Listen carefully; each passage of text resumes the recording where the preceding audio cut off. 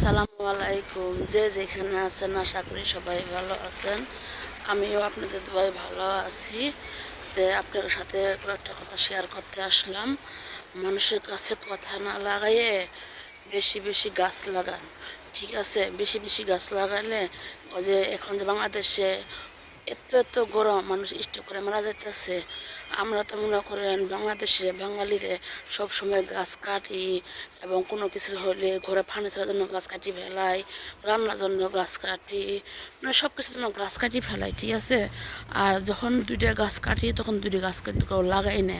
আর দুইটা গাছ লাগালে কিন্তু যে বাংলাদেশে এত গরম, এত নদী ভাঙ্গন, এত যে বছর বছরের বন্যা, এই প্রাকৃতিক দুর্যোগটা আসতো না।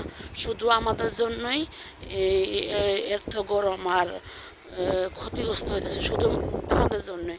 এই যে আমি যে দেশে থাকি সুইডেনে, এখানে আমি দেখি না গাছ কাটতে, পারলে রাস্তা ঘাটে মনে করেন সব জায়গাতে দেখি গাছ লাগানো, সব জায়গায় গাছ লাগায় রাখে।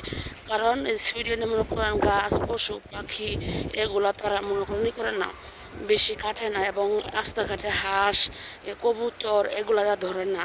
যে আমরা বাংলাদেশে কবুতর হইলে মনে করেন ধরে খাই ফেলাইতাম, যার মনে তাই মনে করেন করতাম। কিন্তু সুইডেনে কবুতর স্টেশনে বলেন, রাস্তাঘাটে বলেন, অনেক কবুতর পাওয়া যায়, কিন্তু এগুলা কেউ ধরা নিষেধ। কেউ যদি একটা পাখি ধরে বা গাছ কাটে, 5 বছরের জেল, ঠিক আছে?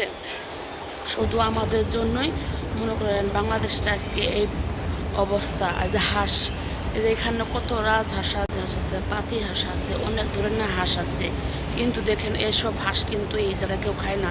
যদিও কেউ খায় তাহলে এই সুইডিশরে পছন্দ করে না এই হাঁস খাইতে। আর তোরা লগে লগে পুলিশের ফোন দেয় যে হাঁস বা পশু পাখি ধরলে।